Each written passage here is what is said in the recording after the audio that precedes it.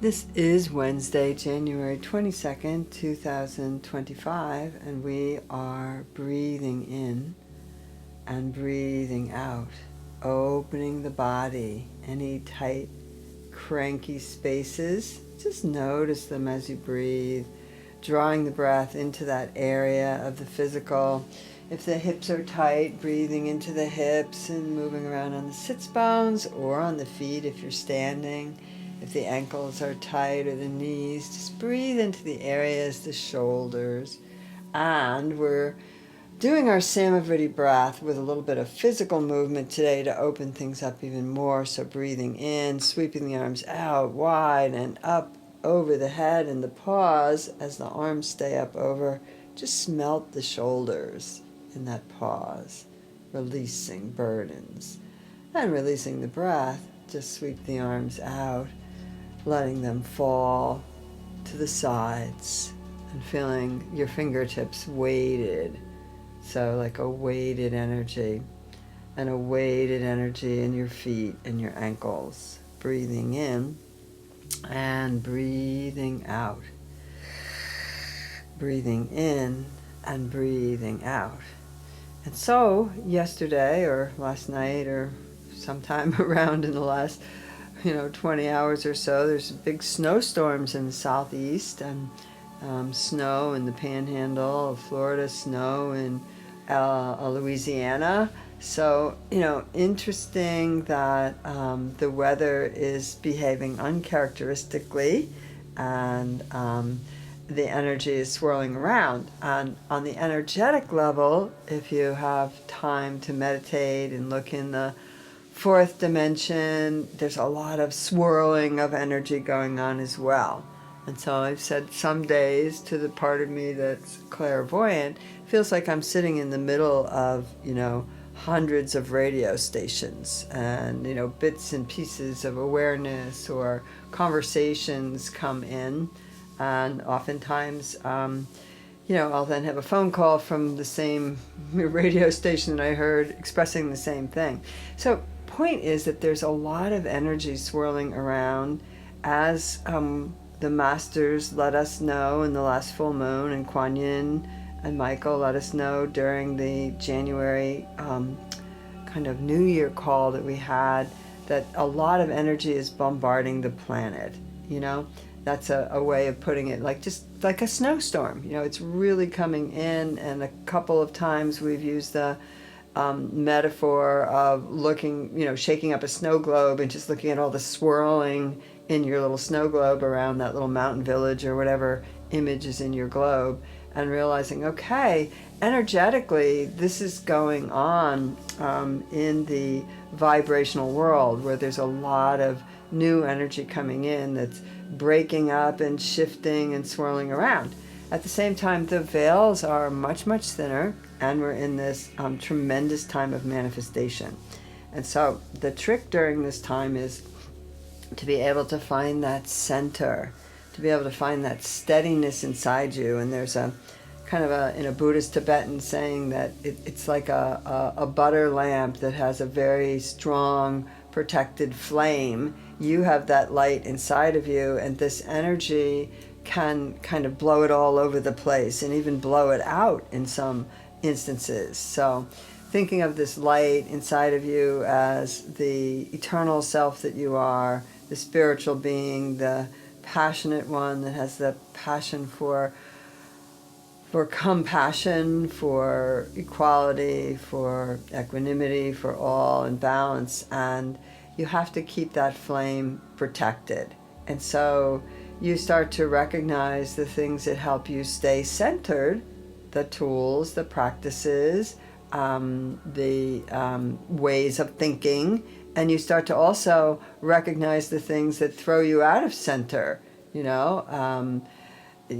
I'm not getting enough sleep, if I'm running around too much, if I'm out in a lot of crowds and, just getting exhausted and I can't find my own center. And so you practice the things, you put into practice the things that are going to help you maintain your equanimity. And very important right now in a world that is loosening up, so in a sense, when the expansion comes in, the tightness that was there in a contraction is going to have to loosen up. If it hangs on and doesn't loosen up, then it explodes. And so you get this sort of sensation of needing to be able to pivot. It's a favorite word that one of my dear friends talks about during these times. You have to have that like a flexible hinge, like a being able to pivot a little bit when the energy blows, or being like the bamboo, which can not snap in the wind because it's not holding on in fear. It's not frozen in fear. It's not holding on to something, but it's willing to look at a bigger picture. So if we can find a way to center in non-duality, to center into wholeness, then we can look at the duality that swirls around us, and we can find a way to stay in the middle and to bring that more expansive viewpoint or perspective into our own thoughts and our own mind, which opens us even more to some of these greater gifts that with the thinning veils we can find. You can find a way to go into emptiness, is what the Buddhists call it, to go into that space of wholeness, which is really kind of a space of everything that is, and in that space, it's sort of the totality of this energy of creation, and all things are possible there. And there are other ways that you can look at it or understand it, maybe like you're tuning into the Akasha, so you're able to find solutions or open up your perspective to a larger presence, a larger perspective, a larger way of looking at events and situations that go on, instead of getting narrowed into one space where you're so cornered inside and you're feeling so cornered that you have to react or lash out. So breathing in and breathing out. We surround our bodies in a container of light, whether you imagine it or you actually make it real for yourself by realizing it, actualizing it. You put that container of light around the body with your consciousness, with your awareness, with your thoughts, with your imagination. So create the container of light below the feet, above the head, in front of the body, behind, to the right and the left of the body, breathing in and breathing out. And from there, once we have our container in, we go to our invocation prayer of the year, and Kuan Yin invited us to use the Kuan Yin prayer this year with so much divine feminine energy entering into the planet. Dearest Lady Kuan Yin, I call on you to help me love and accept myself fully. I ask that you grant me a full measure of compassion for myself and for others. I pray that those suffering in the world can see and feel your loving presence. I pray that the hardened hearts will melt in the presence of your compassionate understanding. I pray that the waters of grace and compassion that you pour on the earth will nourish the seeds of love and compassion in all hearts, creating gardens of beauty within all living beings. It is my intention to nourish the garden within myself through prayer, meditation, and right thinking. In my heart, my garden flourishes, spilling over and filling my world with the fragrance of the garden. Thank you, dear Lady Kuan Yin, for your presence in my life and in my world. Dearest Lady Kuan Yin, I call on you to help me love and accept myself fully. I ask that you grant me a full measure of compassion for myself and for others. I pray that those suffering in the world can see and feel your loving presence. I pray that the hardened hearts will melt in the presence of your compassionate understanding. I pray that the waters of grace and compassion that you pour on the earth will nourish the seeds of love and compassion in all hearts, creating gardens of beauty within all living beings. It is my intention to nourish the garden within myself through prayer, meditation, and right thinking. In my heart, my garden flourishes, spilling over and filling my world with the fragrance of the garden. Thank you, dear Lady Kuan Yin, for for your presence in my life and in my world. And we're going to repeat it for the third time, even though this is a longer prayer than some of the invocations. I think it's really good to sink into the energy of it and to let the words really sink into your consciousness. And we'll do the third one, since we're together in a group today, as a we. Bringing the group energy to the power of this prayer. Dearest Lady Kuan Yin, we call on you to help us love and accept ourselves fully. We ask that you grant us a full measure of compassion for ourselves and for others. We pray that those suffering in the world can see and feel your loving presence. We pray that hardened hearts will melt in the presence of your compassionate understanding. We pray that the waters of grace and compassion that you pour on the earth will nourish the seeds of love and compassion in all hearts, creating gardens of beauty within all living beings. It is our intention to nourish the gardens within ourselves through prayer, meditation, and right thinking. In our heart, our gardens flourish, spilling over and filling our worlds with the fragrance of the garden. Thank you, dear Lady Kuan Yin, for your presence in our lives and in our world. And just breathing that energy in deeply, deeply. And reminding ourselves that we have these energy centers in the body, the chakras, and they are located along the spine, although there's a number of them throughout the body in the smaller areas. But these are the main guys and gals, and they are located in the root, pelvis area, down the legs, to the bottoms of the feet, where there are smaller chakras in the centers down there. They come up from the root, red energy, to the orange energy of the navel area, the creative force, sexual center, inner child, and from there they go up to the solar plexus chakra, the personal power, the yellow. So these first three are dealing with you and your everyday stuff, your life, your family, your work, all that kind of good stuff, your body, your demeanor, how grounded you can be on the earth, and so on and so forth, how safe you can feel. And then you come up to the bridge, which is the heart, the green, in the center of the chest. Taking a few deep breaths in, is our exercise for there. So let's start in the heart. Opening up wide your jaw, bringing green energy through the center of your chest, sending it down, sending it up, swirling it all around. Yum is the one-syllable Sanskrit mantra. Yum. Yum. Yum. Yum. Yum. And then from the heart, the bridge, it's bridging us to the upper three chakras, the blue, the indigo, and the violet to the white light, which deal with spreading us out into the world, spreading us out into the ethers, spreading us out into the galaxy, reminding us how connected we are to all life and to all living things, and connected to the higher spiritual energies that we can bring down into our 3D reality. And on a large scale, the collective is having a huge shift in consciousness to a spiritual reality from a very material, me-based, take care of myself reality, in a way that excludes others. And so it's a higher energy that we're embodying and we're, bringing into the everyday reality in which we live.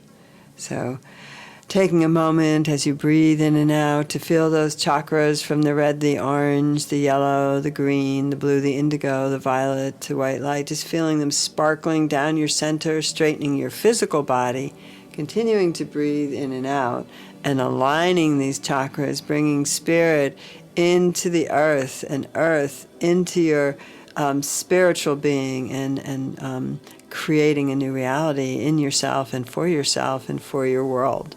Breathing in and breathing out.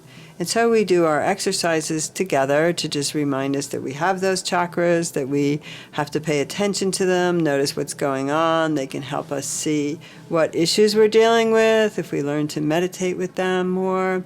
So as we breathe in the red energy, the tailbone, shift around on your sits bones, drawing in that red energy. It's a low-toned Om for the exercise. And that idea of the exercise sound is like waking it up and waking you up to a connection with it, and waking you up to what it might need or what it's telling you that you need. Breathing in, breathing out, low-toned Om. And the one-syllable Sanskrit mantra is Lam. Ready? Visualize red.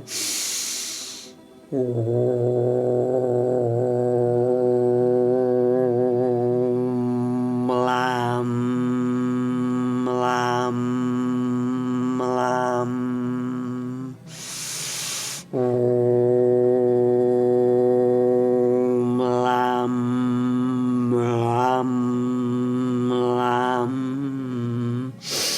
And breathing in the body, feel that red vibration connecting and waking you up and allowing you to feel grounded and at peace in your body and strong.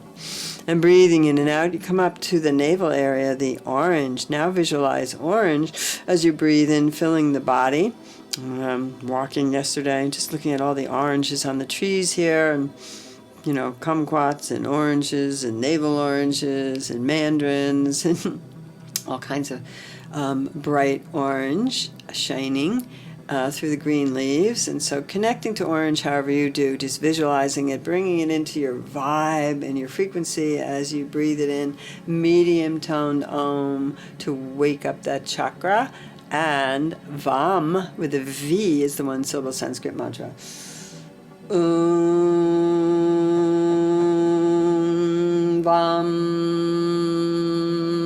vam, vam.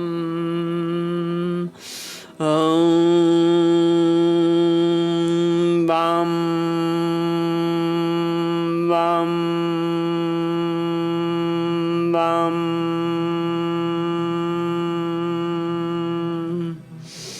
And breathing in that red and that orange in a nice balanced, grounded way, we come up to our solar plexus chakra, personal power, sense of self-worth.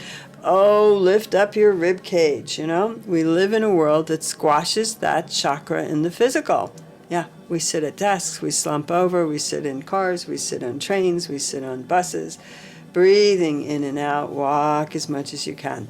Breathing in and out, bringing in that yellow, and maybe mentally repeating, I am worthy, and I'm worthy of whatever it is that you need. Breathing in and out, yellow, high-toned Om, and Ram. Om,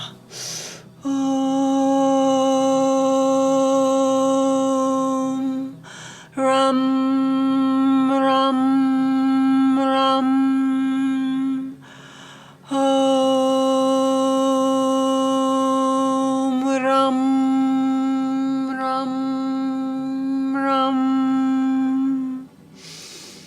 And breathing in and out. And we are coming up to the heart, the green in the center of the chest, taking a moment to visualize Kuan Yin, Mother Mary, your divine feminine deities or beings that you connect with, wonderful girlfriends, your mother, your sister, yum, your daughters, yum, opening the heart. Yum, yum. Yum is the one-syllable Sanskrit mantra.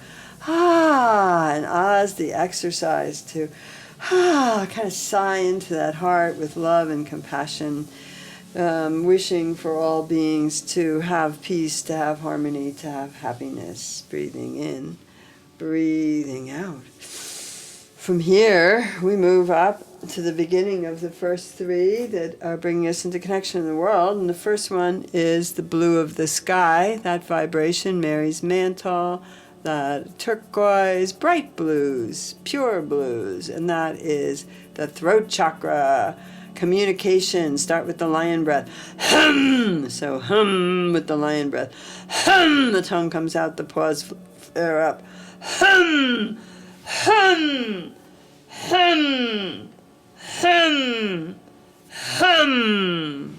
And as we continue with this breath and with this chakra, we move up to its one-syllable Sanskrit mantra, which is also hum.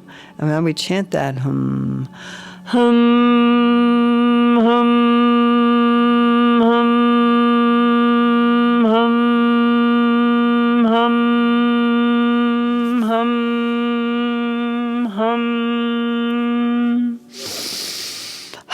So opening up that throat chakra, moving on up to the indigo, the deeper blue, like midnight blue, like sapphires and sodalite, very dark and deep. Third eye, place where we start to be holistic, to see a big picture, to see beyond duality. So opening that third eye, breathing in, breathing out. It's a high pitch as you visualize the indigo, and Sham is the one-syllable Sanskrit mantra.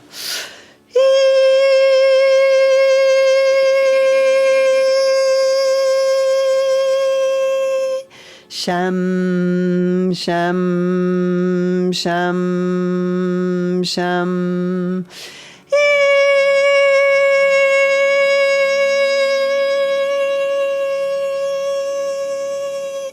Sham, sham, sham, sham.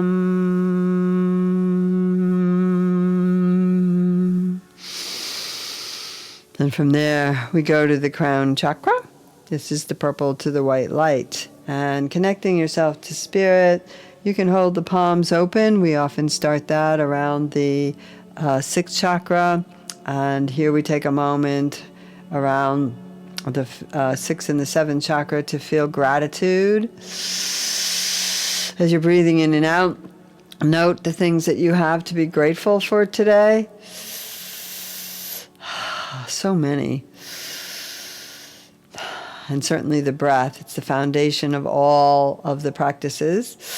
The foundation for all of us to be connected physically and spiritually, heaven and earth, in this body, in this birth. Breathing in and out. So the crown chakra, gratitude, and an opening to spirit and those deities and connections and guides and guardians and teachers we have in the world and friends, At certain time, all people around us are our teachers, the adversarial ones as well as the kind and loving ones. Breathing in and out, we can benefit from being present in every moment, looking at each thing that comes our way with curiosity. What am I learning here? Breathing in, breathing out. And it's a high-pitched, we did the high-pitched E for the third eye. This is wah, wah, wah, wah, wah, wah, wah, from the low to high as you visualize the amethyst, the purple, going to the white light. Ready? Wah, wah, wah, wah, wah, wah, wah.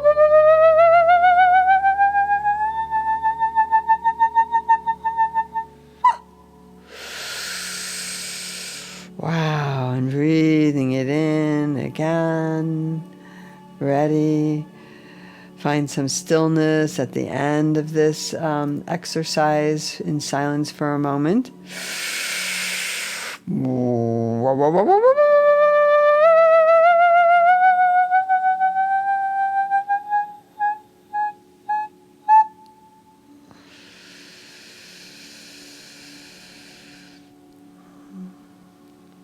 And drawing in the energy that is available for all of us from spirit, through the palms of your hands, the soles of your feet, your open spinning chakras, the crown of your head.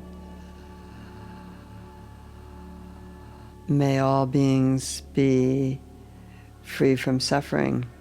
May all beings be happy. May all beings be healthy. May you be free from suffering. May you be happy and healthy. May I be free from suffering. May I be happy and healthy. May peace come to the hearts and inner flames of all beings. Blessings. And the one-syllable Sanskrit mantra that goes with the crown chakra is Om. And so those palms that are open, mine are just filling with energy. You can kind of turn them towards each other and almost feel the balls of light there.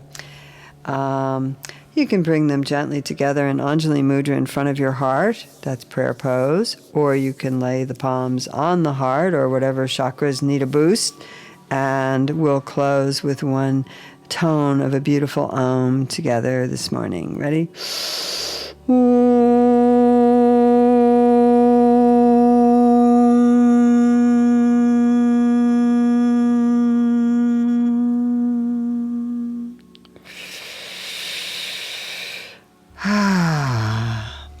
So there is a Buddhist saying that I would kind of like to close with today, and that is, pain is inevitable in life. Suffering is optional. And I think one of the things that I've enjoyed about Buddhist texts and Buddhist training and Buddhist precepts that I've learned over the years is that basically it's considered a training for the mind. And the mind, when it's out of control, does a lot of damage to ourselves when we worry and fret and fear and obsess. It also does a lot of damage to how we act in the world with others. So it's not only damaging to the self, but it's damaging to others. So training the mind can be a very good thing. And, focusing on some of these slogans. And so I like the fact that it faces that, anything that you moving towards enlightenment, it's not going to be magic or easy. Because I think when we think, I want things to be better and I hope that they're going to be better, and I really don't put any muscle into changing it, it doesn't seem to get better, and then I'm disappointed, or I just do a little. So it's about the gate parasam gate bodhisattva. It's about the process. It really is about the journey. If I can stay centered and balanced like that flame burning in the protected butter lamp, then I can keep my spirit strong, and whatever comes up, it doesn't get blown out in an instant because I'm disappointed or because I don't believe I'm worthy or whatever issues come up. So meditating on this idea of pain is inevitable, suffering is optional, and what you can do with that understanding, what you can notice that comes up when you meditate on it, might be kind of a good practice this week. And we'll look into it deeper when we do our Finding Joy in Changing Worlds with the Paramitras on Sunday. By the way, it's a 10-week program, and you can still join in, and I highly recommend it. It was already really helpful this Sunday. All right, blessings to you all today, and let's tone that beautiful Om. Ready? Om.